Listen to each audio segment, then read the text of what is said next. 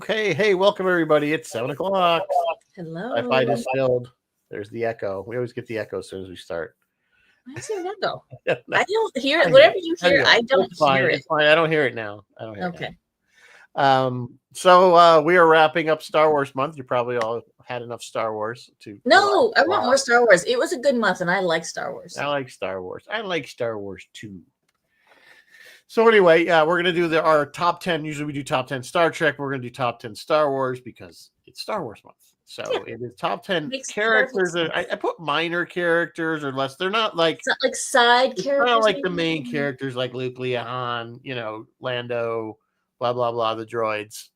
These are side characters, supporting characters. Some of them are more obscure than others. Some of them probably would be considered not minor characters. So again, the list is not comprehensive in any way or by No. any way in any means. You know, And you guys weigh in with the characters you think were, important, influential, notable for some reason. yeah, absolutely. So we're gonna do. Let me see how I remember how to do that. We're gonna put the comments on stage. So Yay. welcome everybody. Hey, Bill, Doc, how are you? Crystal Roche is here. How are you? Hi, everyone. Bill, I already think I said Bill twice. You're on because you commented twice already. How was Bill is asking how was the 25th? It was good. I listened to my album. I My watched. listeners brought back childhood memories as I was able to recite even the and I never realized until that day I was looking at the thing and the voiceover, the narrator for the story of Star Wars is that guy Roscoe. He's the guy that did the voice of Box on Logan's Run. Remember? Oh, That yes. guy. It's that guy. Yes. Yeah. I don't So remember. Yes. black I guy. can Yeah, and I can picture in his face. I know his first name's Roscoe. I can't think of it. Somebody Yeah. probably knows. But I was like, oh, okay. I know who's doing the That's voice. that guy. Yeah. Absolute travesty at my house, Rizzo. You saw the photo I put under your post. One of our albums is missing. Gone to the winds of time. The album, or just it wasn't in the sleeve, like the wasn't whole in thing? the sleeve. Oh, I mean, it may still be somewhere in the house, in my mother's house. But maybe sometimes they get stuck in with other albums. I've had that happens. That happens, and we were kids, so we probably we actually have two copies nice because my wife, I think it's actually her brother's original copy, but it came with all her records, and then I had mine, so we actually have two copies of Chris it. says Roscoe Lee Brown. Thank you, Chris. There you go. Thank you, Chris. Chris knew it. So yeah, that was that. Yeah, and then I was gonna watch 525, but I just never got around to it. Oh, I watched. I love it. It's still. I've seen it. I don't know. Yeah, it is really good. I will rewatch it soon. There's a few moments in that film that just get to me. Yeah, really. There's definitely, and again, we agree. We've talked about it. It's the best part of that film. We don't need to get into that again, but yes. So anyway, news. You got news? I have a little bit of news. All the news that's in the news. All the news that's in the news. We have lost the Star Trek community, or the sci-fi community in general, I should say, has lost both Peter David and Les Dilly. Peter David, we had met him. I don't know if you met him, Rizzo, but he had come to the set tour. He was a prolific American writer of comic books, novels, television, films, and video games. His notable comic book work includes an award-winning 12-year run on Incredible Hulk, as well as a number of others. His Star Trek work included comic books and novels, and he may be best known for that novel Imzadi, the one about Troy and Riker's relationship. And he did a ton of other stuff, so he will be missed. And then Les Dilly was an art director and production designer, and is noted by Darren Doctorman as having been his mentor. He won an Academy Award for Best Art Direction twice, once for Star Wars A New Hope and once for Raiders of the Lost Ark. And then he got nominated for Alien, Empire Strikes Back, and The Abyss. So the film industry has lost a talented... It's definitely a loss to the industry in general. So you were talking about Foundation, and I was thinking of big epic productions. Prime Video has officially canceled The Wheel of Time, citing declining viewership. This is another one of these really big, costly, big production value, filmed all over the world kind of shows. The weird thing is they did renew Lord of the Rings, Rings of Power. So I guess they'll keep one of them. I don't know. Whatever. There's only 2 episodes left. I believe this was an older article, so by now it could be 1 episode left of the Doctor Who. Another report is coming out saying Ncuti Gatwa's time as the Doctor is up. I don't know. Didn't he just start? Yeah, he just started. It's like been a year or whatever. It's only been a year. The official statement from the BBC is the decision on season 3 will be made after season 2 airs, which is sensible. Of course. Hulu has released 2 new little promos for Predator, Killer of Killers. Now, before you get all excited, it has a June 6th release. This is an animated anthology, and it has earned an R rating, so not for the children. Not that Predator is ever for children. The Predator really shouldn't be. It's the nice Predator. It's a nice Predator. No, it's still a Predator, it's just animated, but he will still be killing things, so rated R. Yeah. And then finally tonight, I want to ask all you guys your opinion. Mickey 17 bombed at the box office, but it was just added to the HBO Max library where it has been a massive hit. I've never even heard of it. What is? I talked about it once, like a while back. On the worldwide chart, it is the most watched film on HBO Max by a considerable margin. So, do you guys want me to do I watched it so you don't have to? I'll watch it and report back. I don't even know what it's about. It's Robert Pattinson plays a clone, a guy named Mickey who keeps getting cloned, and you send the clone in to do the dirty work. So if it dies, you don't care. And there's only ever supposed to be 1 clone at a time. Then, oops, 2 are at a time. And then it gets a little bit Blade Runner because they send in somebody to kill him. So that's what it's about. Okay. That's all I know. So I don't know. Maybe I'll watch it and report back. Okay. You do that.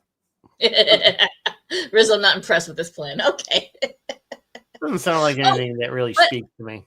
Yeah, but I couldn't help but notice. I was thinking about that. Like everything's down in the box because it bombed in the box office, but it's doing fine at home. Everything's like that because a lot of us are choosing to just wait. Like we're all like, I'll just wait till it comes out. And I'll watch it. We were talking. I was talking about this. That theaters need to. The problem is COVID really put the knife, I think, in theaters. They were already declining. Agree. I think people were just like got tired of the high prices across the board, the sticky floors, the noisy, annoying. Like when you can sit at home. When most people have a surround sound system, a large screen TV. Yep. You sit and you watch yourself in your Blu-ray, which is as good quality. There was no reason to go to the theater. Yeah, I agree. You know what I'm saying? It's like you're not really getting that much better experience. And then they improve things. They've started putting in stadium seating has been around for a while, but I think theaters need to do something to make it incentivize you to go back and make the effort to go see something in the theater. Yeah. Obviously, IMAX is something that you can't really do at home. There are dinner theaters now. There are degree, although I'm not a big fan of 3D movies. Yeah. That's just not my thing. I'd rather just watch a regular movie. I agree. I think, Trish saying bring back double features. I think one of the cooler things, like we have one it's a little far. It's like over an hour away, but the dinner type theater where you can order food. Yeah. Comfortable chairs and tables and you can sit there and eat. But those we've got the expensive night out. That even before that was the last time we went, my daughter was young and it was way before COVID and it was well over $100 for the 3 of us. By the time you paid for the tickets and the food and everything else, it was an expensive night. Yeah. So, that's the problem. Maybe do that and serve alcohol. There are places that have their liquor There are license. places that do that. So I'm like, what that's a good question to the audience. I mean, what could theaters do to bring you back in? Yeah, there's certain movies I would like to see on a big screen. Like I went a lot, but the only one I've gone and seen in years was the last Deadpool. Yeah, I haven't been back since. Yeah, me neither. There hasn't been anything in the theater that I got to see that. Nope. I think that seemed to go away in the 90s. Was the scene to me personally was the last of the I want to go see that in the theater era of movies. Yeah. I just maybe because we were still 25-inch TV on a tube TV was still big TV, really, unless you had like a rear projection or something, and it was still standard definition. But like I said, now with Blu-rays and we just watched a movie that was made in 1989. It was one of me and my wife's favorite movies, so I had bought it for her on Blu-ray for Christmas, and we decided to watch it last night. And it's better than we ever watched it because we only ever saw it on VHS up to that point. It's like, I don't know. Bill says Star Trek, Star Wars, and James Bond. He still goes to the movies. Yeah, my sister like. Yeah, the last Star Wars I have. You're right, but not the very Star last Trek. one in the movies. I did not go to. I don't think I did. I didn't even bother to go to the theater. I waited till it came out. I waited till it came out. I just didn't care. The Star Treks. The only Star Trek I saw in the theater of the current crop was the last one. I think. Yeah. No, I did see 2009. I saw that at the theater. I don't think I saw the Cumberbatch one in the theater. I don't think I did. I didn't see it in a theater. But really, COVID did a lot of it. Like I said, people just stopped going. You don't want to be. Who wants to be stuck in a theater with all these people coughing on you? But at least by us, like the one theater that we used to call the Sticky Six. Literally, that's what people called it because it was so run down. They did renovate it, and it's much nicer because it was originally. I think it was like a 2 or 4 cinema, and then they expanded it. So basically, all they did was cut the theaters in half. Yeah, and I don't like that. They didn't even fix. I hate those narrow. Yeah, they didn't fix the chairs, so the chairs were still on an angle. Yeah, depending on what theater you were in. Yeah, so you just kind of watch it because the theater was supposed to be one going through the center, but now we've got a theater with the reclining chairs, so you can pretty much almost lay down. But they've been used and abused probably by the teenagers, and so some of them don't properly recline anymore. So it's just So the funny thing is like with this, they renovated it and they opened it up again and put in the nice big seats with the little table so you can I like those there. And I was like, okay, this at least, and there's more room, like you're not crammed in there. They spaced it out. I know, like this was like there was somebody saying like Tom Hanks was like really big trying to get people to go back to the theater. I think with the last Mission Impossible, he was really pushing to not have that go to digital or streaming very soon so that people would be incentivized to go see it in the theater. But like you said, I think people are just like, I'll wait till it comes out and I'll watch it streaming, on a streaming service that I already paid for. And I don't got to pay $25 for a bucket of popcorn and a watered down soda. Yeah. Anyway, we are already 15 minutes into this. We have not gotten to our list yet. What are we drinking tonight? We're done with the news, right? Oh, we are done with the news. We're done. So this is the Jedi mind trick. This is not the drink you're looking for. 2 ounces of gin, elderflower liqueur. Go find that one. Fresh lime juice, cucumber slices. There's the instructions. I have no idea. So go try that one. Let me know what you think, guys. It's on the website. It's on the Facebook page. What is elderflower? Elderflower is a kind of a berry, I think. Like elderberry. It's like elderberries, yes. So all right. Top 10 Star Wars. All right, top 10. Like I said, this is the and we tried to get it across the board from different movies and things. And I will tell you right now, there's nothing from the last 3 movies. There's nothing from the prequels. Wait, there are stuff. There's nothing from the prequels, and there's nothing from the sequels. But You're right. I didn't, and that was not after the sequels. The prequels, that was not intentional, though. I don't, but there were so many to choose from. It was really hard to come up with something. What did I have? Did I have anybody from it? No, I had stuff from the cartoons. You had stuff from the cartoons. There is still stuff in there. All right. Anyway, we're going to start off with. I had one from the sequels. All right, here we go. What's first? All right. So our number 10 is Galen Erso. Now you might say he's not. He was pretty. He wasn't. He didn't have a lot in Rogue One, but again, picked him because he was so pivotal in the fact that he was the one that put the flaw in the Death Star. Yeah. No Galen. No thermal exhaust port. Guess no Galen. No thermal exhaust port, which was right below the main port. Which was right below.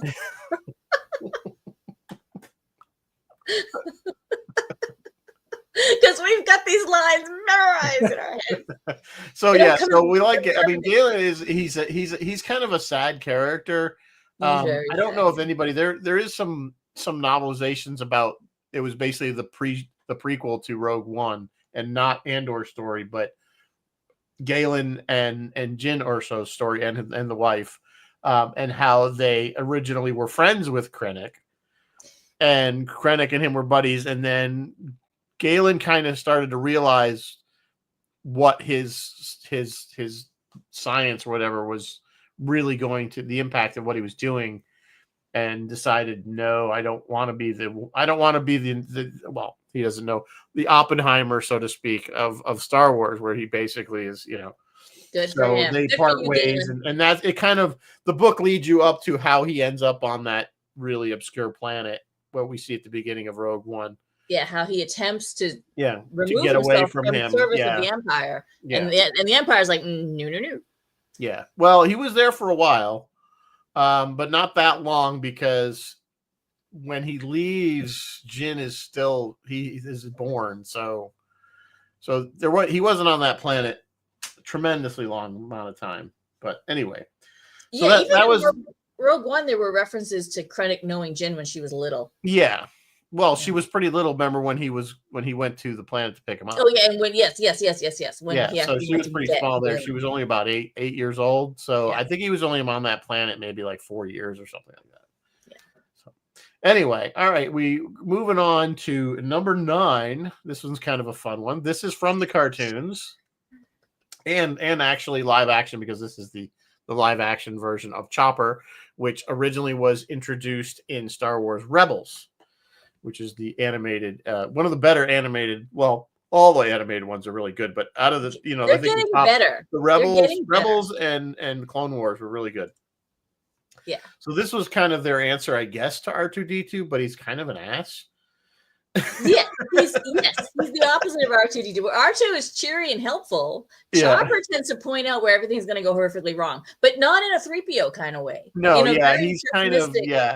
but he's as resourceful as R2. You can see like he's got that weird wheel, so he's kind of been cobbled back together and fixed. He's not 100% original parts there.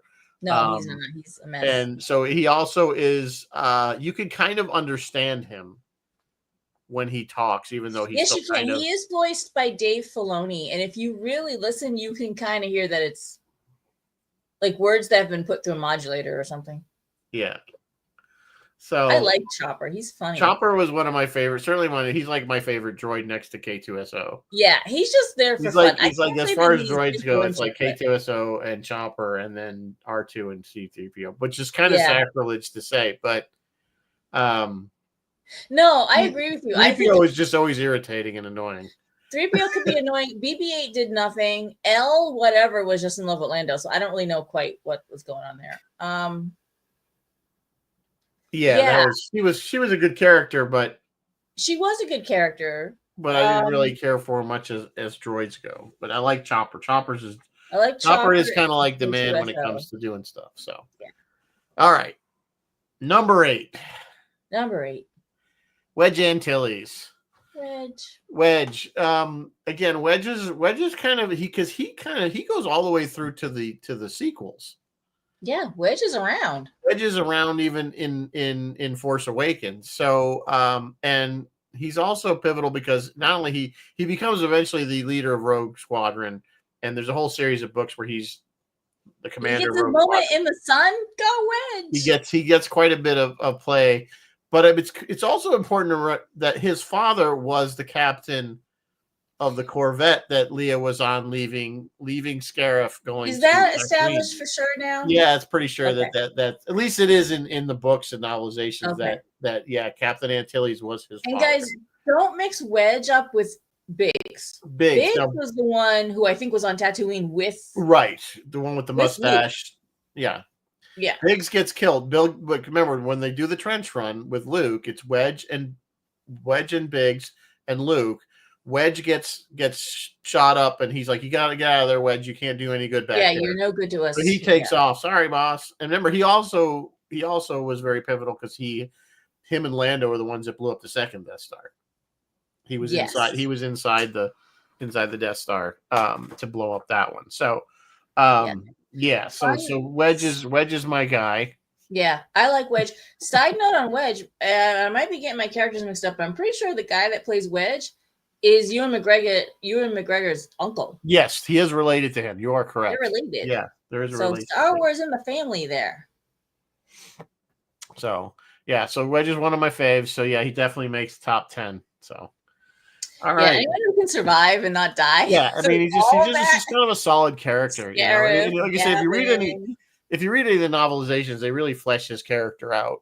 Which is great. The Rogue Squadron. There's a whole series of books of just Rogue Squadron. Yeah, I would have loved to have seen more of that. Yeah, I'd love to see. We'll see more Wedge, but all right, moving on. And this one again is from Andor. This is Clea Mark. She is again working with what's his name? Luthen Rail. Luthen. So here's the thing: we loved her because she was clearly had her shit together. Yeah, from the time she had her shit together more than Luthen did. So there was a lot of the fans had a theory that she was the one actually running that show with her and like basically making the decisions. And the showrunner director basically confirmed that, like, yeah, that's right. She was. She was at some point, because they give you that little bit of backstory in the second season of Andor, where how they meet. She's kind of an orphan, and he kind of takes her on sort of under his wing, not really a daughter figure, but. And so he basically brings her along, but at some point their roles switch. Yeah, she was the one who was always anti for action. Like she wanted to do something, and he was the one who's like, "All right, guys, we gotta slow down. We're no good to the rebellion, dead. So we gotta slow down." And yeah, and somewhere in there, she stepped up and started doing. Yeah. Now I don't understand why she didn't want to leave Coruscant after when things were going bad, when they basically came to rescue her. And she wanted to stay. And I'm like, but they did finally convince her to go. She didn't want to go to Yavin specifically. Yeah. Because she felt that Luthen was hated on Yavin. Although I don't really know why exactly. Well, I guess that bit. There was a lot of friction between him and Mon Mothma at the end. But yeah, I think he wanted to stay in like the shadows and do more of these actually have something on her. You know, kind of in the whereas the Republic or the Alliance, as they started to call themselves, were obviously going to become an army, not just an insurgent or terrorist organization. They basically were going to become an army, which is I think what he did not want, and he didn't think they were ready for that. But yeah, I have a quote from Tony Gilroy, the showrunner, the guy who did all this.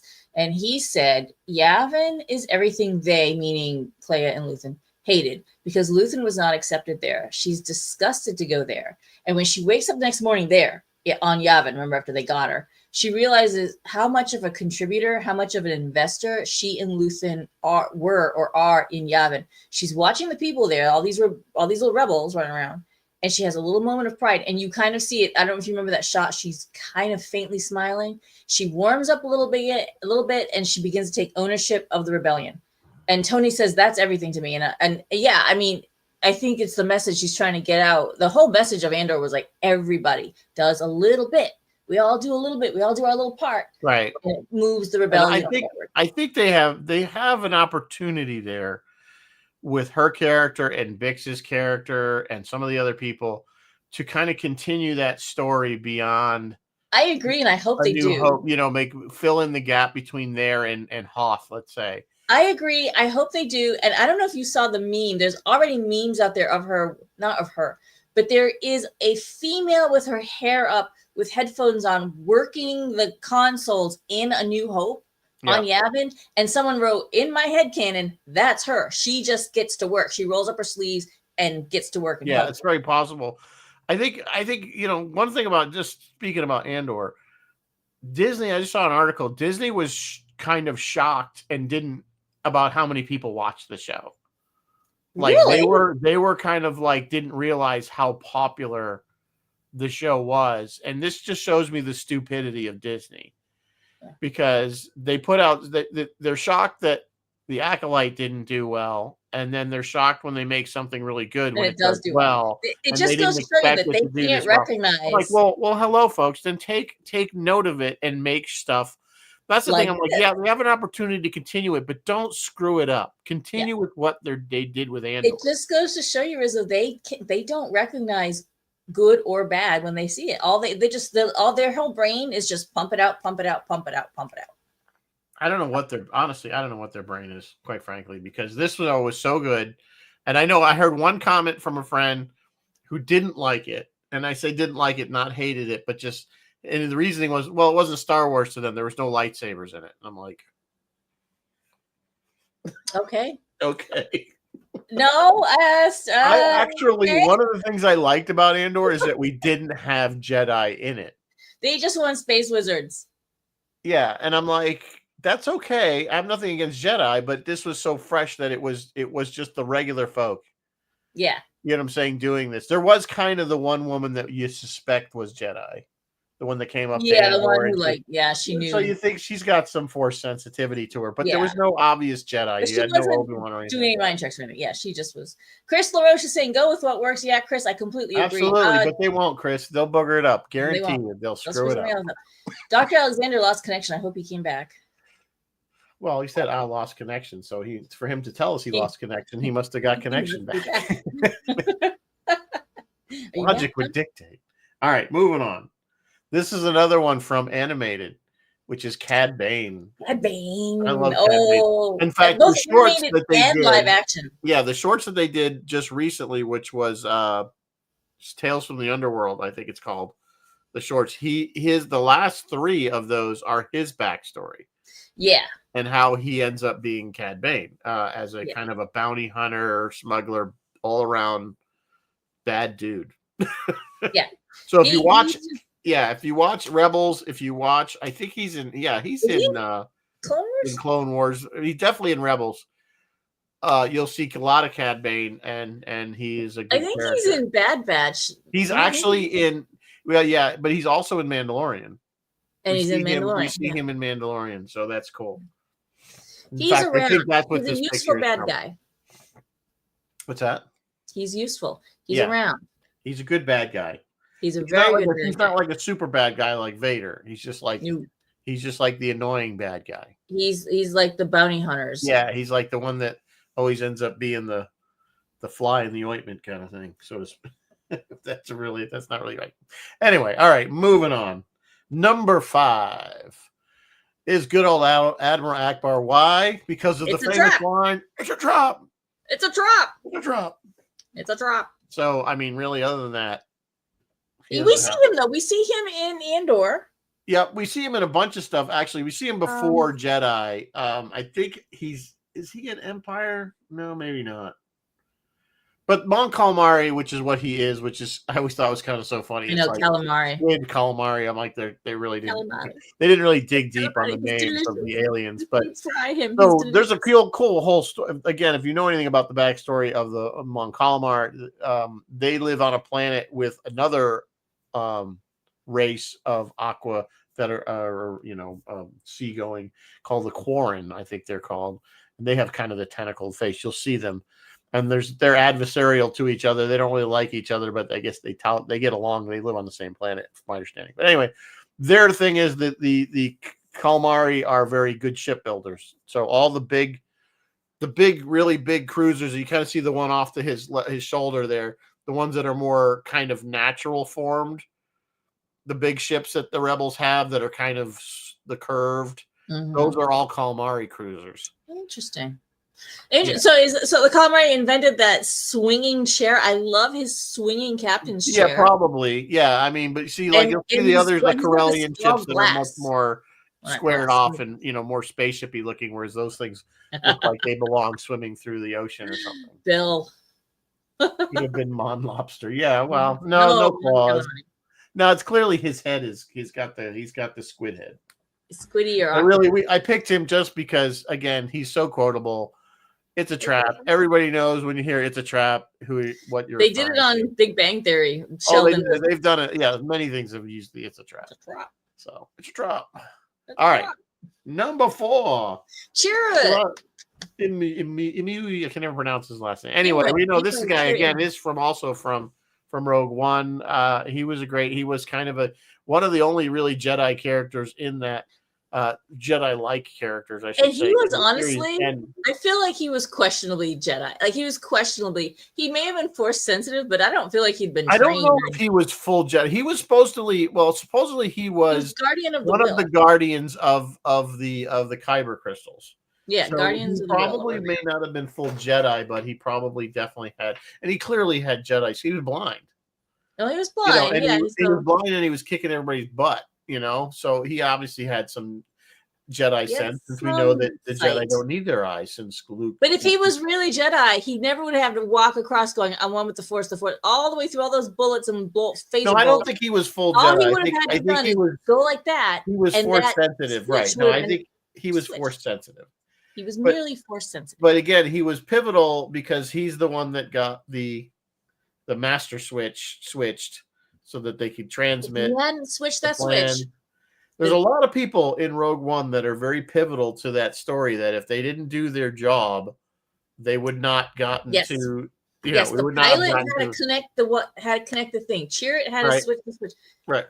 Jin had to get up to the tower. Like, yes, every single bit. And it carries on. No, rather, Andor carries that on. In Andor, like everyone does their part. Everyone does their little bit. And together we all make a rebellion, a revolution go forward. Right. I feel like it's a subliminal message for our times. Just saying. And Just and saying. the other thing that's great about this character is you everybody, I think I loved him. Everybody kind of liked him. We all And I like think, him. you know, it was funny. They put the bag over his head. He's like, "Are you kidding? I'm Are you blind." kidding me? I'm Yeah, blind. blind. He Yeah. was funny. He did have some good He had one-liners. some good lines, yeah, and so I think he was, you know, and he was clearly, because he was the one that he knew that he was clearly sensitive to kyber crystal, because he was the one that knew that Jin had the kyber crystal necklace on in the Yeah, city that's when true. he was talking to her from across the square. That's And, true. yeah, so he clearly has some sensitivity. So we like him. He's a good character. Yeah. Anyway, moving Anyways. on. So that was number 4. Number 3. Now this one, We're down to number is- 3 already. Wow. we're down to number 3 already. I know, we're flying through this. Mon Mothma. This is not Mon Mothma from Andor, or even this is Mon Mothma from Jedi. And the reason I stuck her in there again, This is because many she Bothans had died. many Boths. She had the key line, "Many Bothans die," which still amazes me that the fandom, and I guess this is the younger fandom. No offense to anybody, but they still think, well, it doesn't fit with Andor because she said many Bothans died, and it's The like, no, that's second. the second death. Not the first one, it's the second. But you still see this argument, this stupid commentary that, oh, she said it's not canon because she said many Bothans die. Where are the Bothans? Those are idiots. We're not going to listen to them.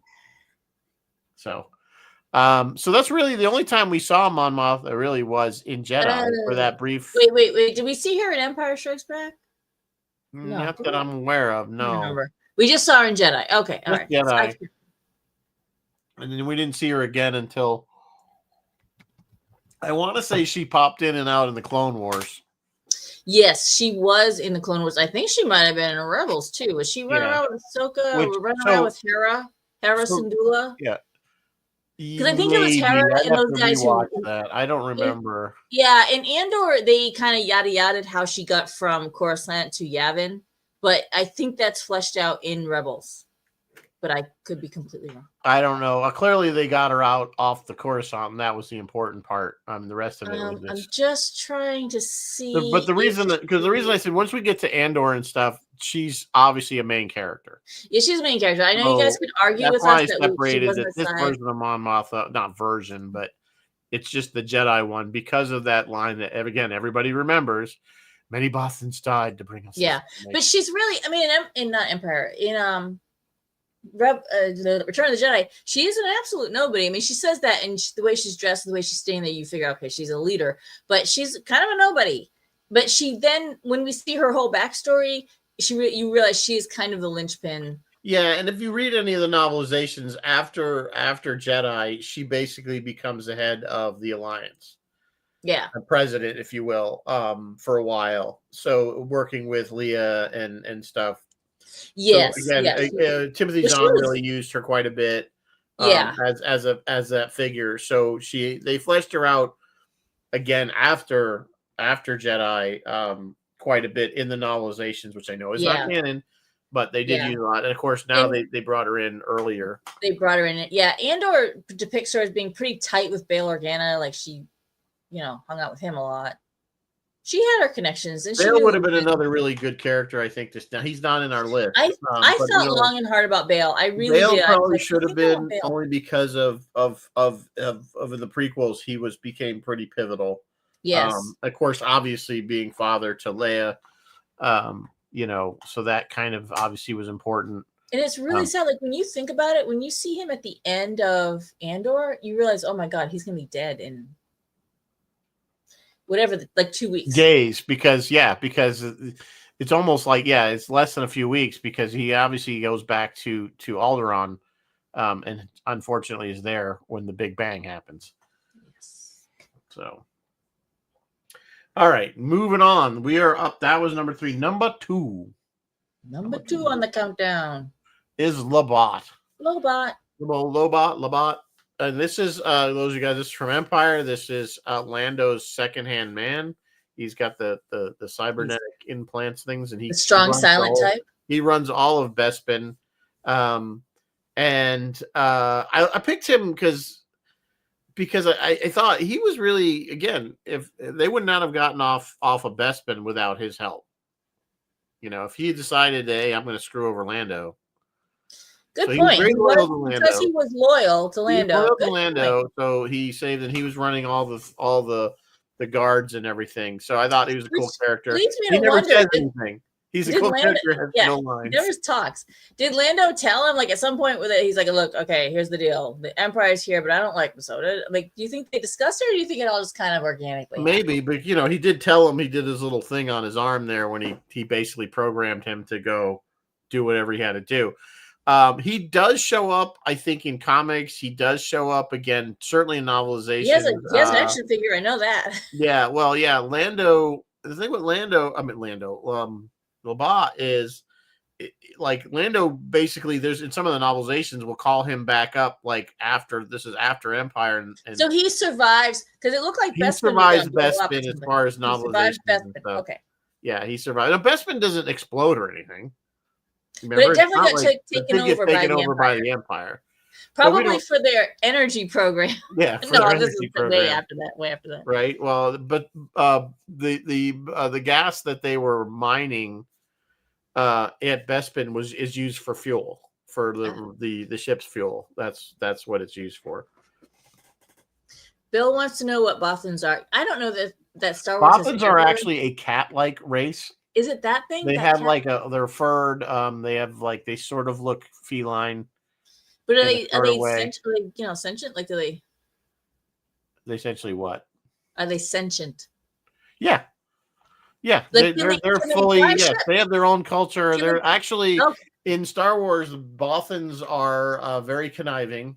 They're used as spies often. They're kind of their whole politics. They're very politics and maneuvering and. If you read novelizations again, they flesh out Bothan culture a bit. So no, they're as advanced as anybody else. So that's why they said the Bothans were the spies that went and stole the second Death Star plans. That's why she said many Bothans died, but because they were doing the covert stuff. Yeah, I didn't even think it was plans at that point. I think it was just like when and where it would be. They never, and there's a good problem, maybe good for another storyline, is how those. How did that happen? Got stolen. Although we know that the Emperor purposely let them have those. Yeah. Because he's a dumbass. He thought he was going to. Well, his plan kind of failed. His plan kind of. He basically was trying to set him up, right? I mean, that was the whole point of Jedi. Oh, I'm sorry. This station will be fully operational. That's not the line, but it's close enough. All right, so we got some honorable mentions before we get to the number one. You guys are never going to guess number one. My number one was like. We'll save it. Yeah. Right. Should I say what my number one was? I'll say it later. So honorable mention. This is Asajj Ventress. She is again she's right from the very first episode of Clone Wars, if I'm not mistaken. And Yeah. she carries through all of that and Rebels, I believe. And now she has also, if you're watching she has quite an interesting arc. She is a kind of an evil Jedi, or she's a Sith. She was working for what was the Christopher Lee character? Oh, Dooku. Yeah, she was working for Dooku.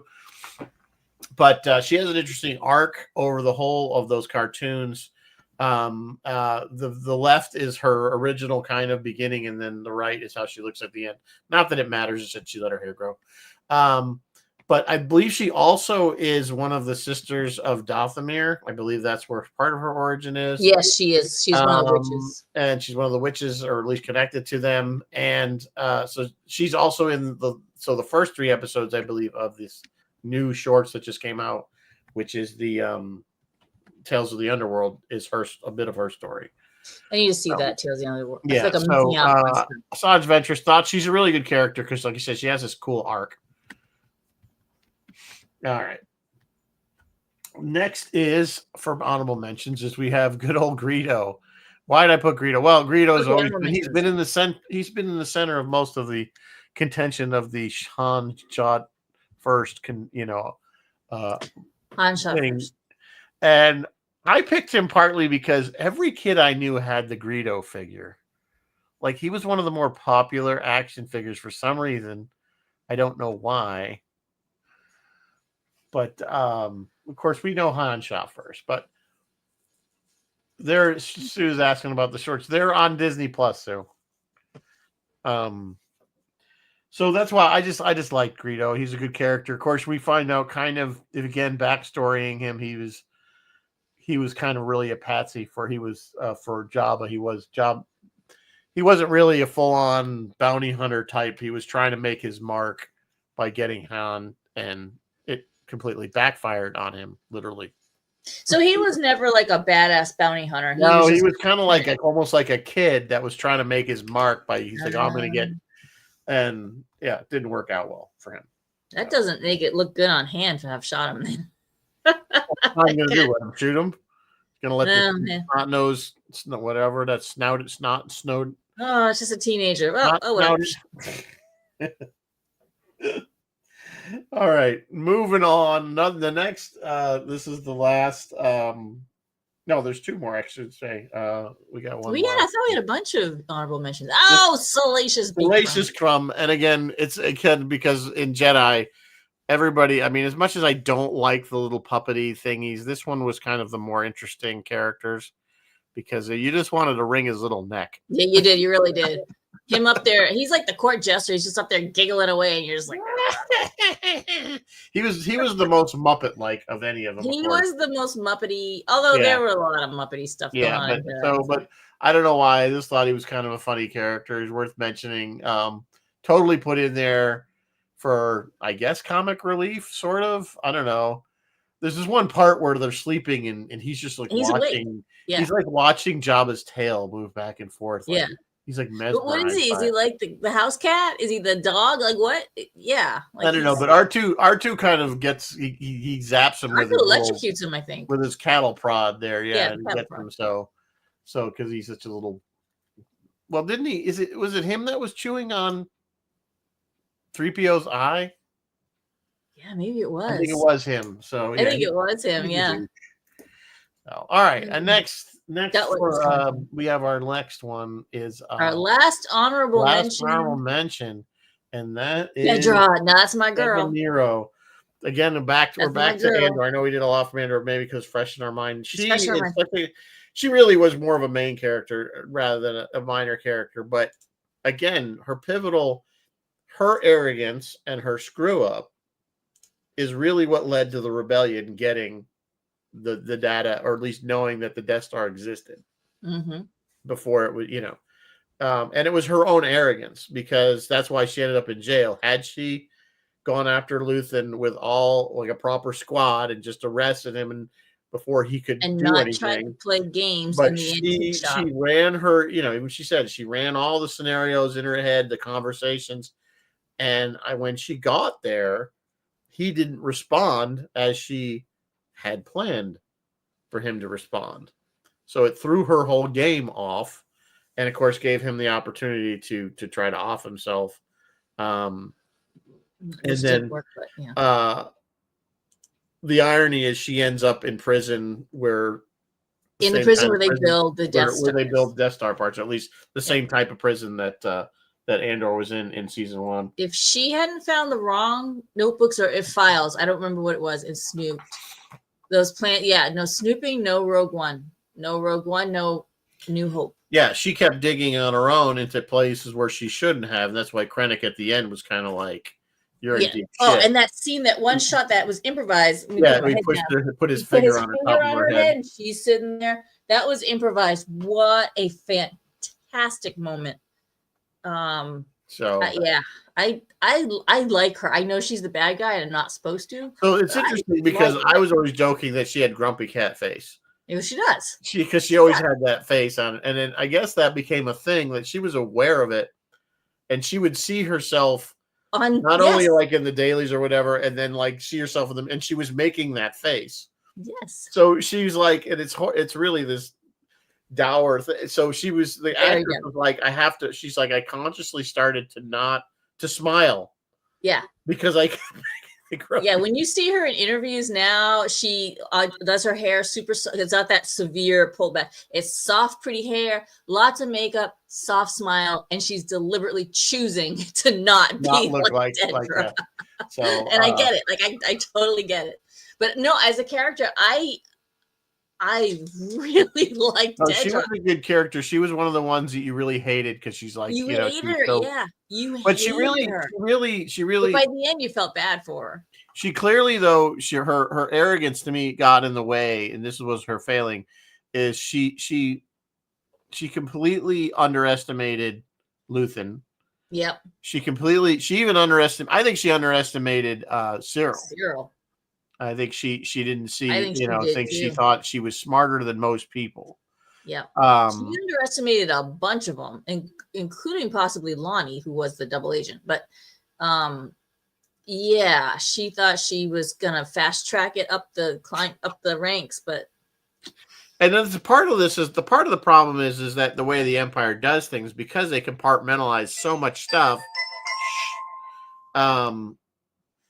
This is what caused the problem. Had they been this is top secret stuff that we need to keep secret, things might not have gotten out of hand. But because people are trying to keep, she didn't know that she was breaking into something she wasn't supposed to. Nope. So, at the end, she build I don't know what part she was building. They just I don't know what she was building. She was probably working on a Death Star. She was just in the cell with the electric floor. She was in the cell that Andor, that Cassian was in it. The same red and orange, or white and orange prisoners. Yeah, he was in there with what's his name? Played Gollum. Sorry, Andy Serkis. At the end, when she's apologizing, she's like, yeah, I should have reported when the wrong information was sent. I should have reported that right away. I don't know. Yeah, the whole thing was. Well, I think she was running kind of that op with Cyril that wasn't. She was running that op that he didn't. Well, he didn't even know what was going on, and I don't think that was authorized to whatever was going on with those. Yeah, she didn't really tell him what was going on, so that he. I got to rewatch that whole thing. Everybody go watch Andor because it was a whole thing. I need to go rewatch it because there's so many little things in this show that I missed. I know I did. So, anyway, all right, we ready for number one? Number one, favorite best side character. One side character. That is Gold Leader. Another pilot. Gold Leader is number one. Why? For the simple thing that's on the screen. Stay on target. Stay on target. Say that is one of the most famous line next to the "May the Force be with you." I think from Star Wars is and pick up your visual scanning. Pick up your visual scanning, which is what I have. Or ocular scanning. No, I guess it's visuals. So that's what it was. I know everybody probably disagrees. This is kind of a silly one, but I thought about it and I was like, no, he's my guy because and actually he's not only in A New Hope, he is in Rogue One. Yes, he is. Because they took clips that they didn't and they use. Pulled them, They what didn't use and used it in Rogue One. Yes, Chris, you did mention it earlier. Crystal Roach did actually call it I don't know how you figured that one out, Did Chris. you? So, Good job, Chris. good Yeah, job. he has a You win unique accent. I next don't know. time I see you, Chris. Bill, I had Porkins on my list. Porkins was on the list. Porkins, I had Porkins on my. I have a sci-fi distilled sticker for you, Chris, for getting that one. All right, excellent. No, he has a distinctive accent. This guy, I don't know if it's Southern. I don't know where he's from. Yeah, he's got almost a Southern accent. Yeah, because he's Mm-hmm. done. Yeah, because he kind of says something to start you run. Like yeah, he's got a real marble mouth kind of way of talking. Yeah, you recognize him right away when you hear him. Yeah. So anyway, that was why I picked him. I just thought it was because I see. I mean, Stay on Target to me is become so part of the culture, not just Star Wars. People just say it all the time and don't even realize it's from Star Wars. Yeah, they didn't realize it's from Star Wars. We say a lot of stuff now that people don't know what it's really from. Yeah, part of the culture. So anyway, I had put Cornelius. I don't know how to pronounce it. Cornelius Evazan and Ponda Baba on my list. You had some obscure ones on there, and I'm like, that's not that obscure. That's the one who got his arm lopped off at the bar on Tatooine on Mos Eisley. That's those two, and you only know them because of their robot chicken backstory.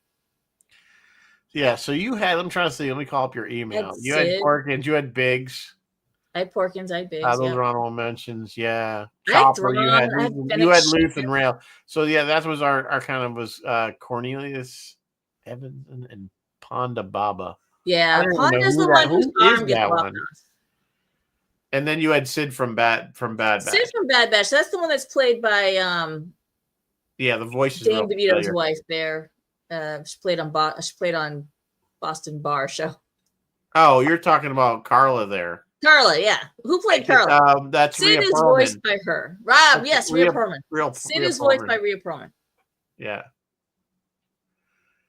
So anyway, that is our list. I don't know what you guys think. Time out. Let's go back to Chris. Indifferent. Chris Roche gets the. Yeah, Chris gets the one. He was also the FBI and Gold Leader was the. That was Porkins you're thinking of. Right? And Porkins was the same guy that said top men. Oh, really? That's the same character. He was also the shitty detective in the first Batman, with the Tim Burton Batman. Oh yeah. He was one of the. Yes, he was that big guy that comes walking up. I know exactly. Yes. Yeah. Yes. So he's been in a bunch of stuff. The guy that played Porkins. Yeah. Bill says he agrees with our choices. Yay! Well, thank you, Bill. It's hard. This one was really hard because we were either going to go, well, Star Wars, like everybody knows, like if you do ships, it's like, oh, everybody's going to say X-Wing and the Millennium Falcon. And, you're just like, okay, it's like there's only so many ships that really anybody even knows. Yeah. And then you're like, okay, so then you do characters and you're like, everybody, even if you do Jedi, it's like you're going to get the top 10 Jedi easy. It's going to be, Yoda and Obi-Wan and Qui-Gon, and Mace Windu. It's like they're there. I mean, it's like they're just.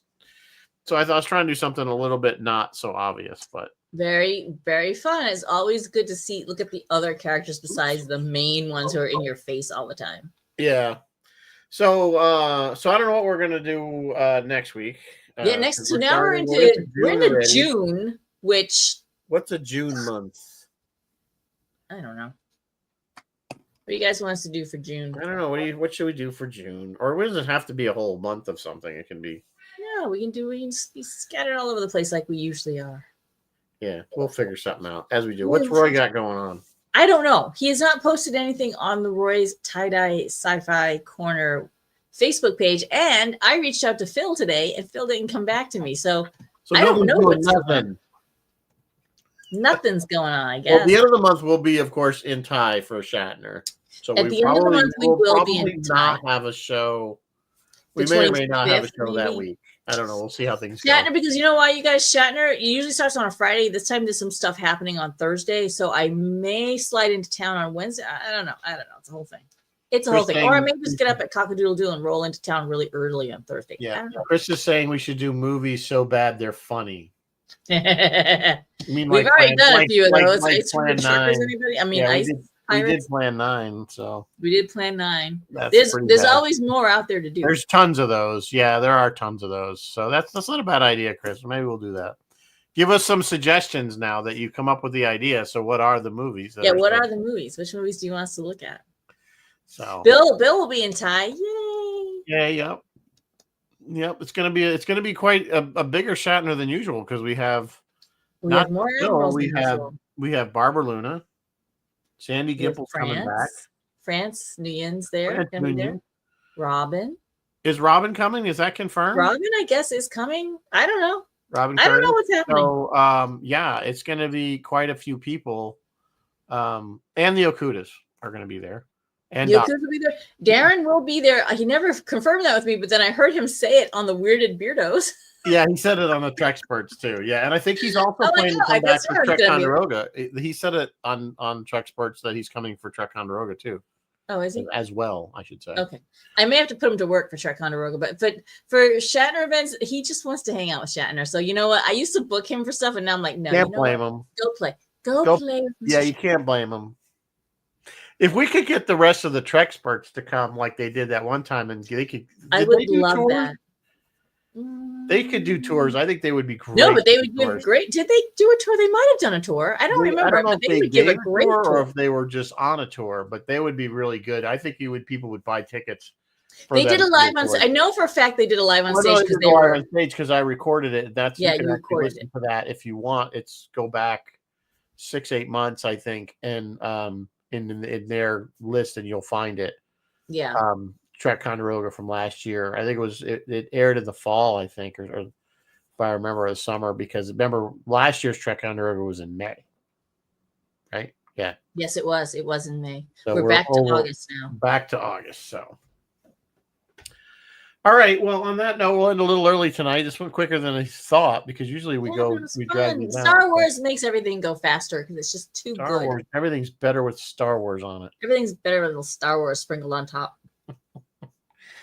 All right, guys. We will see you next week with something. Come up with something. I don't know what. Give us some ideas.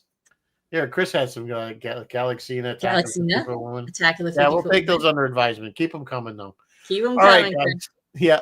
We'll see you next time. As always, live long and prosper, and may the force be with you always.